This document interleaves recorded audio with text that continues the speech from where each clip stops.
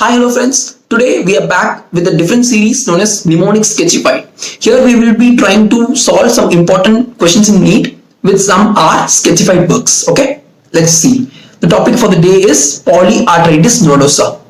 As we know, it is a vasculitis involving the medium-sized arteries. So what is a mnemonic here? Mnemonic is nothing but PAN itself. So how can I apply this? PAN. What does PAN means? As we know, PAN means all. Like in a blood vessel, there is tunica intima, media adventitia. This media, what will happen in polyarteritis nodosa is throughout the media, inflammation will be going on. So that means PAN media inflammation, or we can also say it as transmural inflammation due to hepatitis B or some idiopathic cause. What is happening? Antigen antibody complexes are getting formed and deposited in the tunica media, elicits an immune reaction. So whole of tunica media is getting involved, transmural inflammation. So this part of media is getting weakened. So with increased blood flow, what will happen? This portion of blood vessel wall will balloon out, leading to formation of a nodule, or we call it as polyarteritis nodosa, or it's like chota aneurysms, small aneurysms. Okay. Next, what are the vessels involved? Same mnemonic PAN. How? Pulmonary artery never involved with respect to PAN. At the same time, how can you remember one more PAN? One more PAN is those PAN used by old people for defecation as well as urination. So those organs are situated below the diaphragm. So all organs below the diaphragm are involved in PAN. How come? See. So lungs is not involved.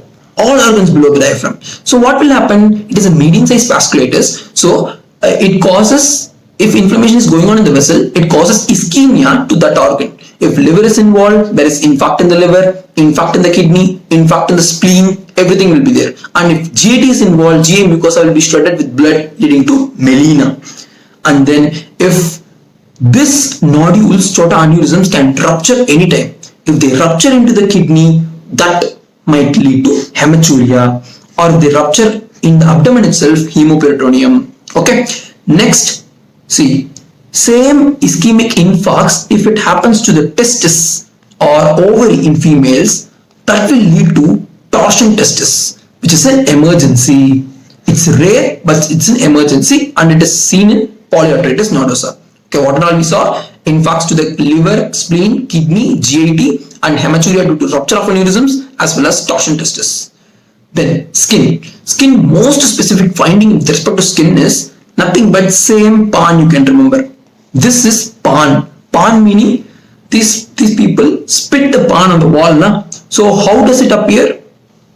Yes, like this. So what is this? Lacy, thready appearance of the skin, reticular appearance of the skin. What we call it as livedo reticularis.